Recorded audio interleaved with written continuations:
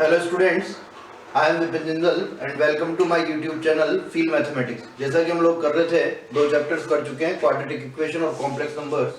Third chapter अपना चल रहा है सीक्वेंस एंड सीरीज। उसमें अपन अरिथमेटिक प्रोग्रेशन, ज्योमेट्रिक प्रोग्रेशन और हार्मोनिक प्रोग्रेशन की बात कर चुके हैं। आगे नेक्स्ट आज जो है, मैंने कहा था स्टार्टिंग में वीडियो के कि अपन अरिथमेटिक ज्योमेट्रिक प्रोग्रेशन और साथ में जो है स्पेशल सीरीज करेंगे। तो अभी मैं आज स्टार्ट करने वाला हूँ अरिथमेटिक ज्योमेट्रिक प्रोग्रेशन एजीपी। तो यहाँ देखना एक बार, एजीपी एक्चुअली क्वेश्चन ही हम डायरेक्टली समझेंगे। अरिथमेटिक ज्योमेट्रिक प्रोग्रेशन,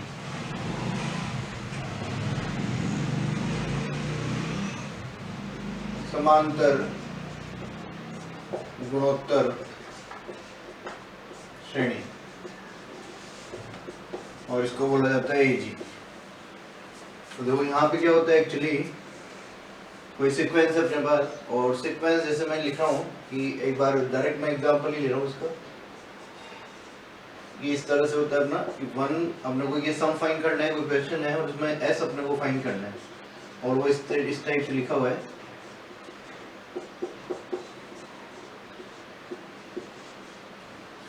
ये होती है अपनी अरिथमेटिक ज्योमेट्रिक प्रोग्रेशन। समझना देखो एक बार, ये प्लस तो केवल इसका मतलब होता है कि एक ही सम है, और अगर टर्म्स की बात करते हैं तो टर्म होगी अपनी 1 4/5 7/5 स्क्वायर 10/5 क्यूब, इस तरह से टर्म्स होगी। तो यहाँ से देखना एक बार,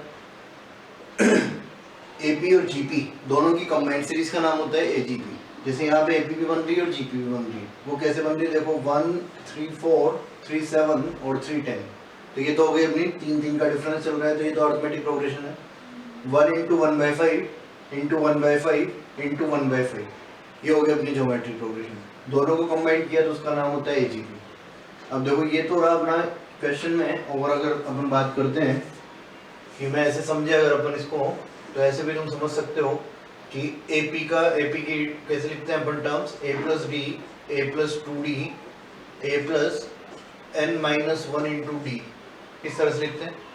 और जीपी की टर्म्स में ले रहा हूँ 1r r² r³ r⁴ दोनों को कंबाइन जब करूंगा तो मैं इस तरह से लिख रहा हूँ a + d × r a + 2d × r² up to a + n - 1 × d r⁴n - 1।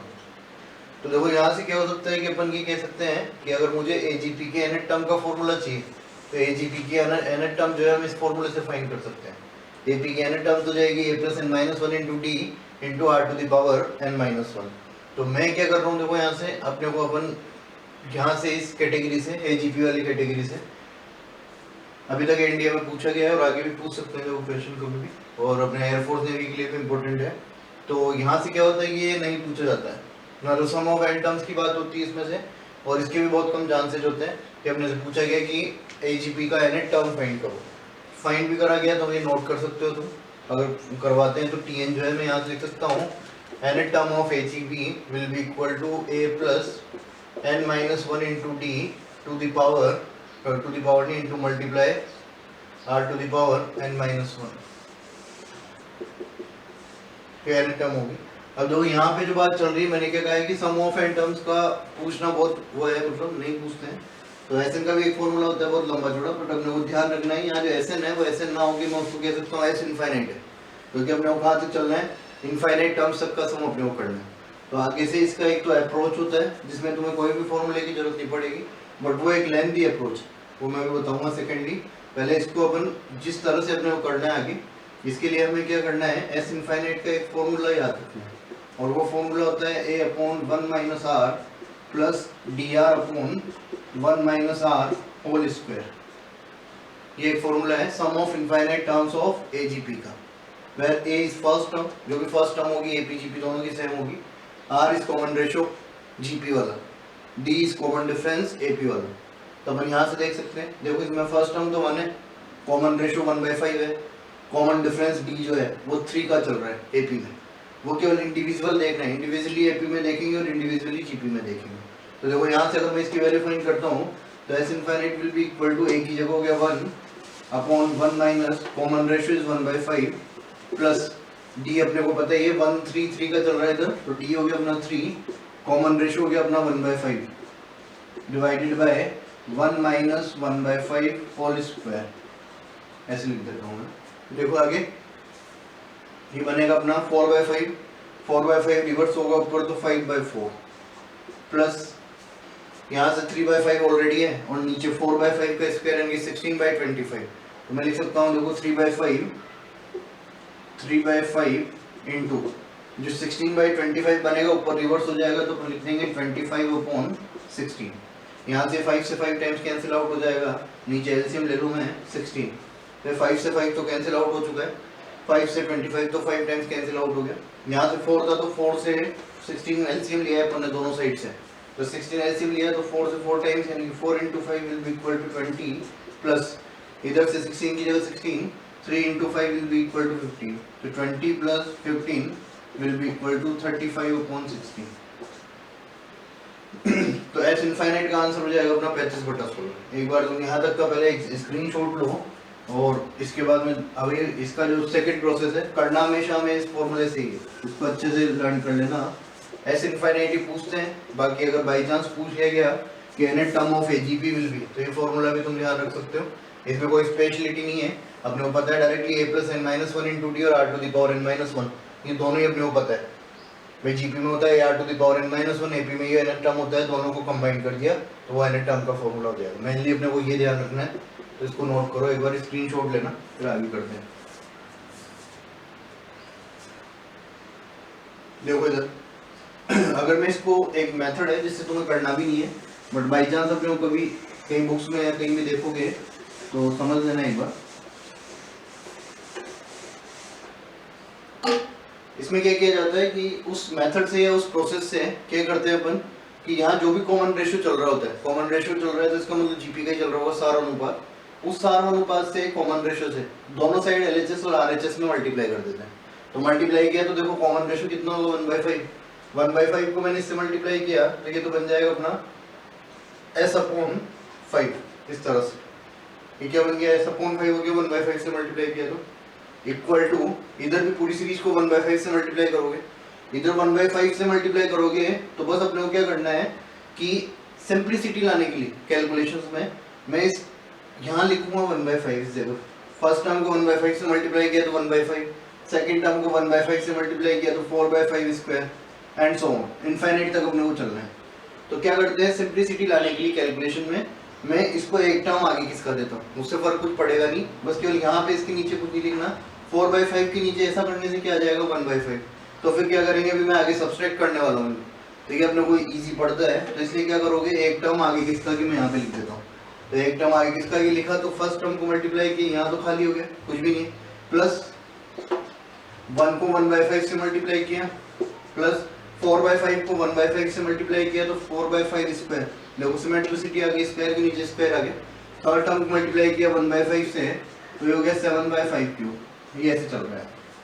तो देखो अब क्या करना है, इसमें से फर्स्ट इक्वेशन में से सेकंड को माइनस कर देंगे, s में से s/5 किया तो 4s/5 3 बच जाएगा, s माइनस s/5 4s/5, इधर भी सब्सट्रैक्ट करोगे ऐसे 1 के में से कुछ भी नहीं है तो 1 का 1 ही रहेगा, plus 4/5 minus 1/5 that is 3/5, 7/5 square minus 4/5 square 3/5 square, 10/5 cube minus 7/5 cube 3/5 cube and so on, ऐसे चलते रहेंगे।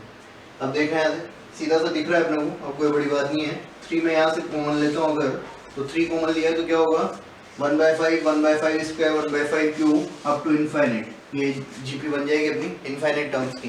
तो अगर ये इनफाइनाइट टर्म्स की जीपी बन रही है तो अपन इसमें क्या करते थे, वो इनफाइनाइट टर्म्स का फॉर्मूला लगाते, 3 तो बाहर लिया मैंने, वो क्या होता है a/1 minus r common ratio 1/5 ही चल रहा है, सोल्व कर लोगे यहाँ से 1 + 3 ये 1/5 ये 5/4 हो जाएगा, तो यहाँ से बच जाएगा 1/4, फिर 1 + 3/4 दैट इज 7/4, सीधा सा है कि 4s/5 is equal to 7/4, it means यहाँ से s निकालोगे तो s will be equal to 35/16, same answer आएगा, बट ये इतनी लेंथी अप्रोच करने के बजाय वही फॉर्मूला अपन याद रखेंगे और उसी फॉर्मूले से आगे करेंगे सारे क्वेश्चन जो भी होंगे।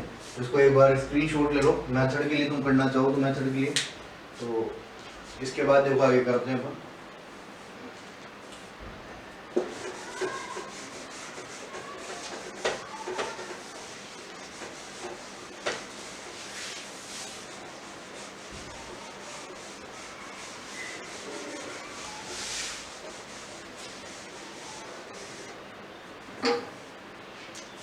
देखो ऐसे ही क्या होता है, एक क्वेश्चन और ले रहा हूँ मैं समझाने के लिए एजीपी का ही, कि कोई सवाल अपना मान लो सपोज करो इस तरह से 1 + 2x + 3x² + 4x³ up to infinite. ये जो एजीपी वाली कैटेगरी होगी इसमें ना एपी बनेगी ना जीपी बनेगी ना एचपी बनेगी, चेक कर सकते हो जाओ।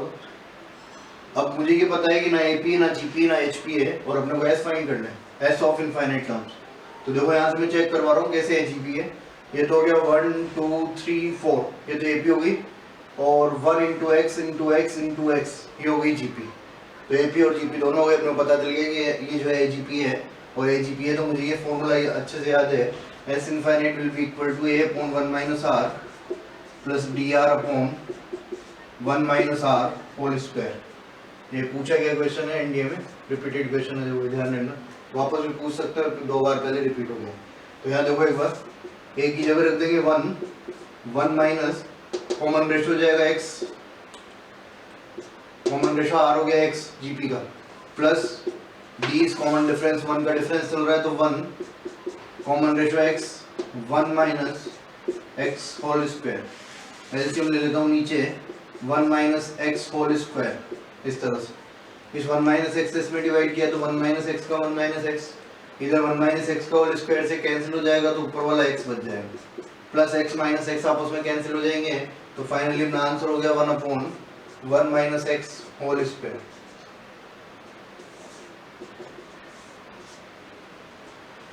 इस टाइप के क्वेश्चन जो है ये एजीपी के बनते हैं और पूछे जाते हैं, तो ये ध्यान रखना एक बार, ये नोट कर लो, स्क्रीनशॉट ले लेना इसका एक बार, फिर आगे देखते हैं एक बार।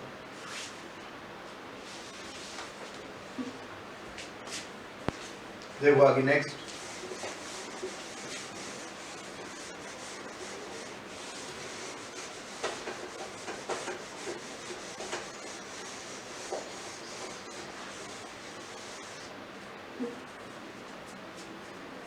Special series.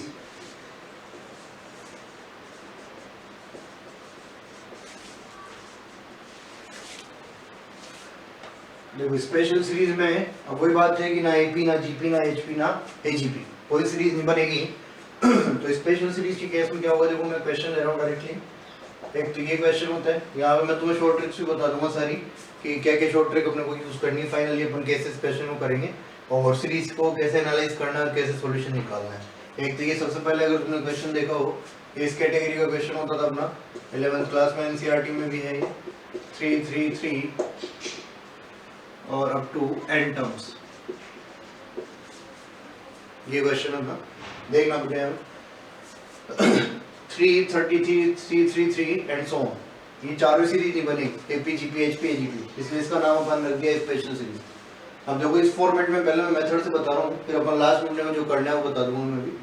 मेथड वाइज क्या करते थे, सबसे पहले क्या किया जाता है, 3 इसमें से कॉमन ले लेते, 3 अगर कॉमन लेते हो तो ये इस तरह से सीरीज बन जाएगी अपनी, ये हो जाएगा देखो 1 + 1 1 100 plus up to n terms. अब क्या करते हैं, यहाँ पे 10 का मल्टीपल बनाते हैं।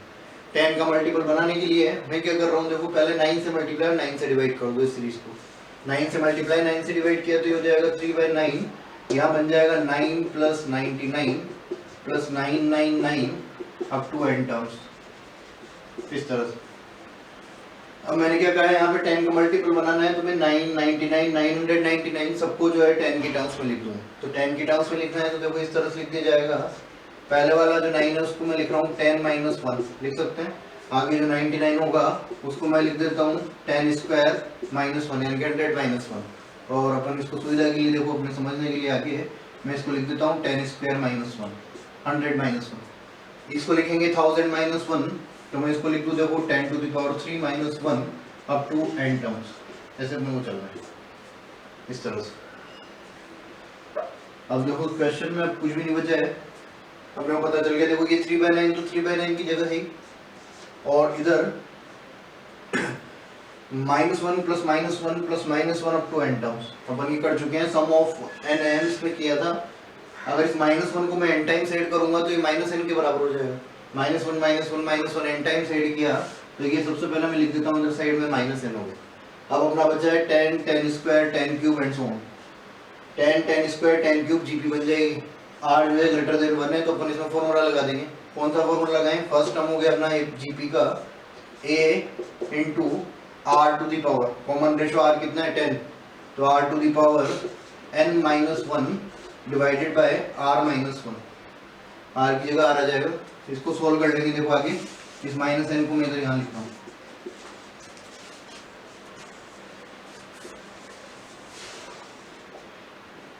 देखना एक बार, इसी में आगे ये 3/9 और इसको जब सोल्व करोगे ये 9 जो है एलसीएम आ जाएगा। 9 एलसीएम आएगा तो इसको मैं यहाँ भेज दूंगा, ये -9n हो जाएगा। इधर से बचेगा अपना 10 को इधर मल्टीप्लाई कर देता हूँ तो फाइनली ये 9 जो है नीचे एलसीएम वाला 9 में मैं बाहर ले लेता हूँ और ये बन गया 3/81, 9 × 9। और अंदर अपना बच रहा है एक तो 10 टू द पावर n से मल्टीप्लाई किया 10 टू द पावर n + 1। एक इस 9 से इसको मल्टीप्लाई करोगे तो -9n, और एक इस 10 से इस 10 को मल्टीप्लाई करोगे तो -10 × -1 को मल्टीप्लाई करेंगे तो -10। ये फाइनली अपना एक्सप्रेशन बन रहा है 10 टू द पावर n + 1 -10 -9। ये आंसर है। अब ये तो रही प्रोसेस है, मेथड की बात। अब मैं क्या कर रहा हूँ, अगर तुम इसको याद रख पाओ ये जो टर्म है तो इसके बाद मैं इसका सॉल्यूशन लिख रहा हूँ number upon 81 10 to the power n + 1 -9n -10। अगर ये पूरा एक्सप्रेशन ध्यान रख पाओ तो बहुत अच्छी बात है। फिर अपने को कुछ भी नहीं करना होगा। जो सीरीज में यहाँ पे चल रहा होगा, जैसे यहाँ 3 चल रहा था तो यहाँ 3 आ गया ऊपर। अगर यहाँ 6 की सीरीज होती तो मैं यहाँ 6 लिख देता। एक सवाल अब पॉइंट्स में पूछने लग गए कि यहाँ 0.6 ऐसे लिख देते हैं तो अपने कुछ नहीं करना, अपन 0.6 यहाँ लगे रख देंगे अगर हम ये एक्सप्रेशन याद रख पाए। और एक जो सेकंड मेथड है वो अपना सब जगह पे चलेगा, और वो सब जगह पे चलेगा, उसमें ये याद रखने की भी जरूरत नहीं है। वो यहाँ पे भी आगे बायनोमियल थ्योरम में भी और कहीं भी अगर n की टर्म्स में दिखता है क्वेश्चन तो अपन उसको यूज करेंगे। तो बात सुनना एक बार, मैं क्या कर रहा हूँ देखो उसके लिए ऑब्वियस सी बात है कि यहाँ n टर्म्स तक चल रहे हैं तो जो आंसर दे रखा होगा वो भी n की टर्म्स में दे रखा होगा ऑप्शन ABCD में। तो अपने को आंसर जो दे रखा होगा ABCD में, तो अपन क्या करेंगे देखो, मैं इस n की टर्म्स में आंसर मुझे मिलेगा, ये आंसर आया था अपना, तो मैं क्या करूंगा n की वैल्यू पुट कर रहा हूँ। सपोज करो मैंने n की वैल्यू 2 पुट कर दी, यही सुन लेना, n की वैल्यू 1 भी रख सकते हो 3 भी रख सकते हो, आगे भी हमेशा मैं n = 2 ही पुट करूंगा। ऐसा ये नहीं है कि n = 2 से आंसर आएगा, आंसर 1 से भी आएगा 3 से भी आएगा, सबसे आएगा, कोई सा भी वैल्यू डाल दो। 1 को मैं इसलिए अवॉइड करता हूँ, 1 से क्लैशिंग होती है ऑप्शन में, ABCD के मैच करने के चांसेस ज्यादा होते हैं, क्योंकि अपन तो n से वैल्यू चेक करेंगे, ये प्रोसेस करेंगे नहीं सारा, तो जिससे मैच हो जाएगा वही आंसर होगा। तो उससे क्या होगा n = 1 से कि ऑप्शन ज्यादा मैच करने के चांसेस होंगे। n = 3 में कॉम्प्लिकेशन आएगा, कैलकुलेशन बढ़ेगी, तो अपन प्रेफर करते हैं n = 2 को। अब देखो अगर मैंने n = 2 पुट किया है तो n = 2 का मीनिंग ये होगा कि जहाँ n टर्म्स तक चलना था उस n की जगह अगर मैंने 2 रख दिया तो मुझे बस ये 2 टर्म्स की ही बात करनी है। बाउंड कर दिया मैंने सीरीज को, कहाँ तक? 2 पदों तक, 2 पदों तक बाउंड किया, तो इसका मतलब इन दोनों का सम मैं देख लूंगा डायरेक्टली। इन दोनों का सम कितना है? 33 + 3 36। ऑप्शन ABCD में अपने को n की टर्म्स में आंसर मिलेगा इस तरह से। तो मैं क्या करूंगा, डायरेक्ट वहां पे जाके n की टर्म्स में आंसर लिख लूंगा, n की वैल्यूज रख के और चेक कर लूंगा। तो n की वैल्यूज रखी, देखो 3/81 या n = 2 रखा, तो n = 2 रखोगे तो 10 टू द पावर 3 हो जाएगा अपना। देखो 10 टू द पावर 3 का मतलब 1000 माइनस यहाँ 2 रखा तो 18 माइनस 10 का मतलब हो गया -28। ये फाइनली बन रहा है 3/81 × 972। कट करोगे 81 से 1 टाइम्स, 16 रिमाइंडर रहेगा, 16 162 हो गया, 162 में 81 से डिवाइड किया 2 टाइम्स, 3 × 12 36। तो यही अपना आंसर आ रहा था। देखो 36 ही अपने को चाहिए था वहां से, तो अपन ये आंसर वहां पे टिक करते हैं। तो n = 2 ही हमें प्रेफर करना है, सबसे आंसर आएगा। 1 से मैं चेक करा रहा हूँ, देखो अगर n = 1 पुट करता मैं तो n = 1 का मीनिंग क्या होता? 3 आना चाहिए था बस अपने को। n = 1 का मतलब केवल 3 तक की बात करनी, तो आंसर भी क्या आना चाहिए? 3।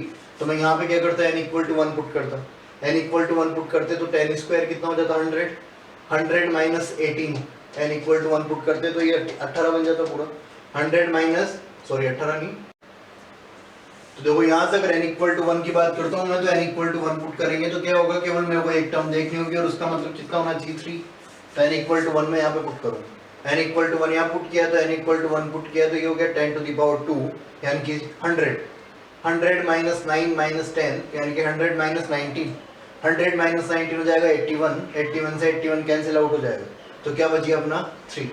ऐसे 3 के लिए चेक करोगे n इक्वल टू 3 पुट करोगे तो यहाँ तक की बात करनी होगी, ये हो जाएगा अपना देखो 366 प्लस 3 369, तो यहाँ पुट करेंगे n इक्वल टू 3 और आंसर आना चाहिए 369, सबसे आंसर आएगा, बट अपने को प्रेफर करना है n इक्वल टू 2 को।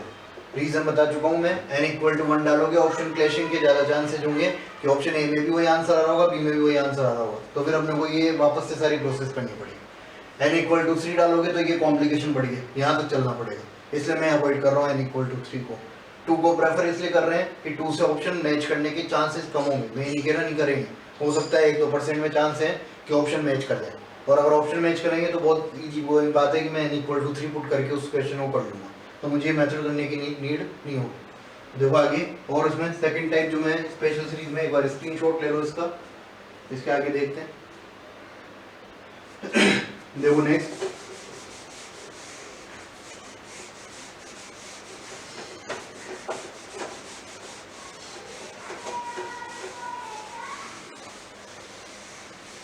स्पेशल सीरीज में एक अपने पास देखो इस टाइप का क्वेश्चन होता है,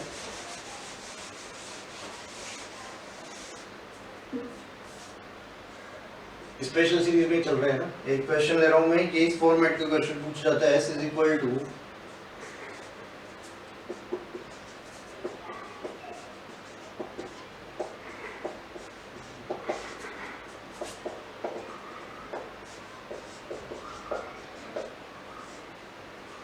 हमें ये s की वैल्यू फाइंड करनी, ये जो डॉट लगी हुई है डॉट नहीं है, एक्चुअली ये डॉट लिखने का तरीका है, ये मल्टीप्लाई है ना, 1 into 2, 2 into 3, 3 into 4 and so on, n into n plus 1, ये n टर्म हो गई इसकी, ये जो है ये tn है अपना है ना, n टर्म। तो देखो क्या करते हैं इस टाइप के क्वेश्चन में, दो तरह के क्वेश्चन होते हैं यहाँ से जो भी अपन करेंगे आगे, ये अभी तो अपोन में है और अपोन में नहीं हो के डायरेक्टली ऊपर होता, और ऊपर कैसे होता है 1 into 2, 2 into 3, 3 into 4, तो दोनों ही अपन करने वाले। देखो यहाँ से वही मैं लास्ट में मेथड बता दूंगा जिससे करना है, बट ये सीरीज इंपॉर्टेंट है, कहीं भी जो है आगे भी कहीं काम आ सकती है, आगे लिमिट चैप्टर पढ़ेंगे, उस लिमिट चैप्टर में वापस अपन ये सीरीज करेंगे। देखो इसमें क्या होता है कि ये ओवरऑल जो वैल्यू बन रही है, ये वैल्यू एक तरह से 1/2 बन रही है अपनी, 1 into 2 is 2, तो 1/2 हो गए। इस 1/2 को मैं लिख रहा हूँ ऐसे, किस फॉर्मेट में लिख रहा हूँ कि मैंने इस 1/2 को लिखा है इस तरह से, 1 upon first term minus 1 upon second term. कैसे लिखा है, 1 upon first term minus 1 upon second term. अब अपन ने ये लिख तो दिया, लेकिन लिखने से लिख तो देंगे अपन, लेकिन अपने को ये क्रॉस वेरीफाई करना पड़ेगा कि मैं इसको ऐसा लिख सकता हूँ या नहीं लिख सकता हूँ। तो लिख सकता हूँ या नहीं लिख सकता हूँ, ये वेरिफिकेशन अपन कर सकते हैं कि अगर इसकी वैल्यू पूरे की इसके बराबर आ जाए तो इसका मतलब अपन इसको ऐसा लिख सकते हैं। ये कैसे चेक करोगे, नीचे एलसीएम है लघुत्तम आगे देखो 2, इस 2 से यहाँ किया तो 2 माइनस 1, 2 माइनस 1 अपॉन 2, इसका मतलब हो गया 1/2, और यहाँ से भी वैल्यू क्या थी 1/2, तो इसका मतलब मैं इसको इस फॉर्मेट में लिख सकता हूँ। अगर मैंने इसको इस फॉर्मेट में लिखा है, मैं सभी टर्म्स को इस फॉर्मेट में लिख दूंगा, तो आगे वाली को कैसे लिखोगे, 1 upon first term minus 1 upon second term, 1 upon first term minus 1 upon second term, और आगे बढ़े तो 1 upon first term minus 1 upon second term, इस तरह से लिख देंगे। अब देखो क्वेश्चन ही खत्म हो गया एक तरह से, क्योंकि यहाँ से ये प्लस का साइन लगा हुआ है, इस माइनस 1/2 से ये प्लस 1/2 कट जाएगा, इस माइनस 1/3 से ये प्लस 1/3 कट जाएगा, इस माइनस 1/4 से आगे जो 1/4 होगा वो कट जाएगा, यानी कि ये प्रीसीडिंग टर्म जो है वो इस नेक्स्ट टर्म से कट जाएगी। फाइनली अपने पास बचेगा, ये तो फर्स्ट टर्म बचेगी इधर से, और इधर से लास्ट टर्म बचेगी, तो अपने पास फाइनली रहा 1 माइनस 1 अपॉन n प्लस 1। इसको सोल्व कर लोगे, आगे एलसीएम लिया n प्लस 1, तो n plus 1 minus 1 n upon n plus 1, ये आंसर है। अब देखो यहाँ से, या तो मैं ये सीरीज को इस फॉर्मेट में लिखना अपने को आ जाए, या फिर इस फॉर्मेट में लिखोगे तो हमेशा क्रॉस वेरीफाई करेंगे। ये जो भी वैल्यू लिखोगे ये वैल्यू और ये वैल्यू बराबर होनी चाहिए, भले कैसे भी लिखो, तुम चाहो तो ऐसे लिखो, चाहे तुम नया कोई फॉर्मेट बना सकते हो तो वो बना के लिखो। बस अपने को क्या देखना है कि ये वैल्यू और ये वैल्यू बराबर होनी चाहिए। और अपने को ये सब नहीं करना तो अपने पास वही शॉर्ट मेथड है कि मैं यहाँ पे पुट कर दूं, देखो n इक्वल टू 2। तो अगर इस क्वेश्चन में मैंने n इक्वल टू 2 पुट किया तो इसका मतलब मैंने सीरीज को बाउंड कर दिया है 2 टर्म्स तक। अब यहाँ तक की बात करनी, मैं n टर्म्स तक नहीं जाना, मैंने इन दोनों टर्म्स का ही सम फाइंड करना है। तो इन दोनों टर्म्स का सम देखो, ये वैल्यू है 1/2 और ये वैल्यू है 1/6। 2 × 3 हो जाएगा 6, तो 1/2 + 1/6, 1/2 + 1/6, एलसीएम लिया 6 तो 3 + 1 इट मींस 4/6, मतलब हो गया 2/3। तो 2/3 अपन ऑप्शन एबीसीडी में पुट करें, n इक्वल टू 2 यहाँ पुट किया तो n equal to 2 option ABCD में पुट करोगे। ऑप्शन एबीसीडी से अपने को पता है कि आंसर में होगा एबीसीडी में कहीं भी n इक्वल टू 2 पुट करके मैं वेरीफाई कर लूँगा। देखो इसमें n इक्वल टू 2 पुट किया तो ये 2/3 आंसर है, तो अपना आंसर हो जाएगा ये n/n+1। वापस से दिमाग में मत रखना कि 1 की 2 से ही आंसर आएगा, ऐसा कुछ नहीं। मैंने कहा है सबसे आंसर आएगा, 1 2 3 कुछ भी पुट करो सबसे आंसर आएगा, यूनिवर्सल है, कोई मिस्टेक नहीं होगी। बस केवल मिस्टेक का एक चांस है कि ऑप्शन क्लैशिंग हो जाए, तो अपन वो चीज़ मैं बता चुका हूँ कि अपने को कैसे देखना है। देखो यहाँ पे अगर n इक्वल टू 1 पुट करते हो तो 1 पुट किया तो इसका मतलब कि 1/2 आना चाहिए अपना। n इक्वल टू 1 पुट किया तो मैंने सीरीज को यहीं बाउंड कर दिया, तो इसका मतलब क्या आना चाहिए 1/2। n इक्वल टू 1 यहाँ पे पुट करोगे तो यहाँ से भी क्या रहा है 1/2, तो सबके लिए वैलिड होगा। तो अपन डायरेक्टली n इक्वल टू की वैल्यू पुट करके भी चेक कर सकते हैं, और चाहो तो ये सीरीज भी लिख सकते हैं। दोनों मेथड्स हैं, एक बार स्क्रीनशॉट ले लो। देखो आगे नेक्स्ट,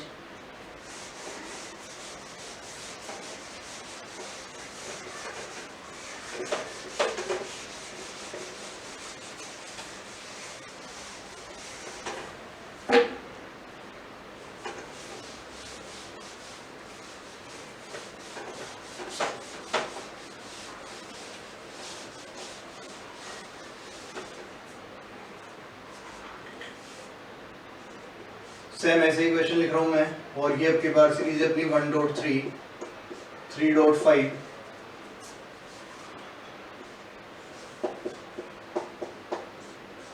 5.7 और ये nth टर्म है 2n-1, 2n+1।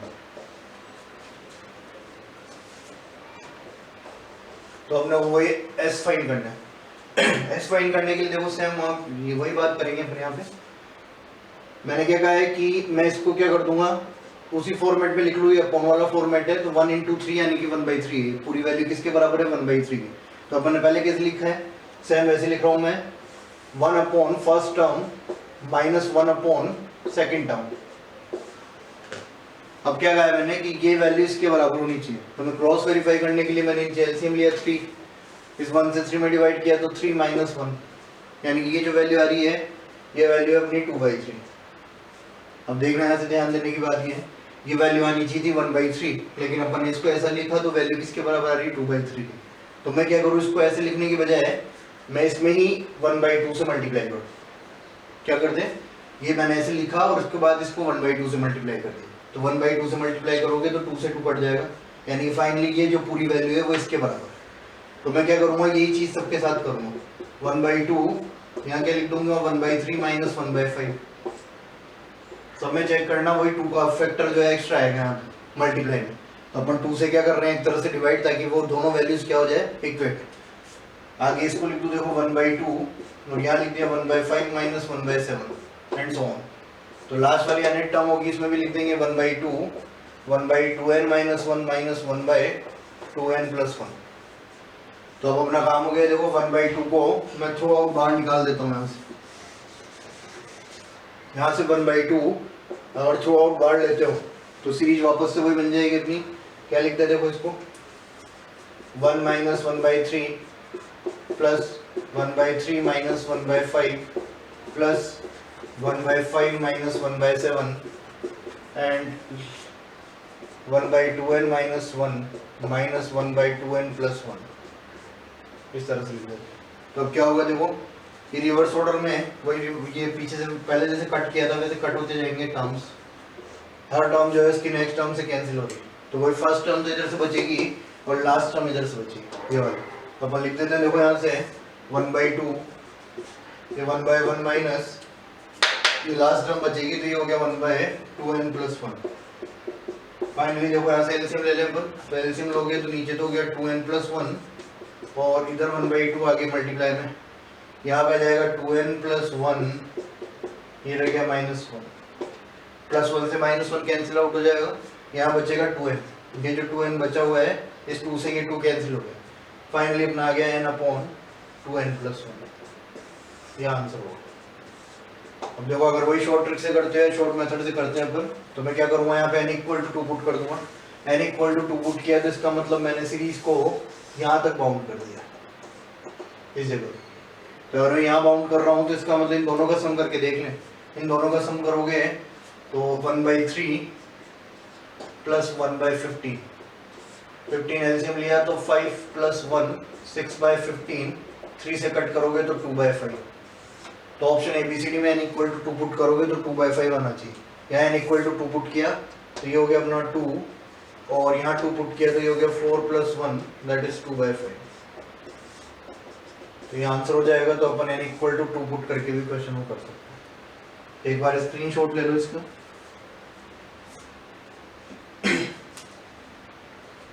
अब जो है स्पेशल सीरीज में 2-3 तरह के क्वेश्चन और बचे, बाकी जो अपना जो भी होगा तो 2-3 क्वेश्चन अपन लेके और आगे जो नेक्स्ट वीडियो रहेगा उसमें प्रैक्टिस क्वेश्चन में स्टार्ट करूंगा, तो 1 या 2 सेट अपन जो भी करेंगे इसके प्रैक्टिस क्वेश्चंस के, सारे थ्योरी वाला पार्ट ले लिया है मैंने, और आगे भी अपने जो क्वेश्चन वाले रहेंगे उनमें भी कुछ जो है पार्ट होगा, कॉन्सेप्ट्स होंगे वो मैं डिलीवर करूँगा। तो अभी तक के जो भी हैं, जो भी नए व्यूवर्स हैं वो जरूर चैनल को लाइक और सब्सक्राइब करें, ताकि जो नेक्स्ट वीडियोस आएंगे वो तुम्हें मिलते रहे और नोटिफिकेशन मिल जाए, बेल आइकन प्रेस कर देना। और आगे हम कंटिन्यूशन में वीडियोस में डालते जा रहा हूँ, तो चैनल जो है पूरा कंप्लीट होता जाएगा धीरे धीरे करके, तो आप लोग अभी से ही देखना, उसके साथ जुड़ जाएँ तो आपकी एक कंटिन्यूटी बन जाएगी। Thank you so much.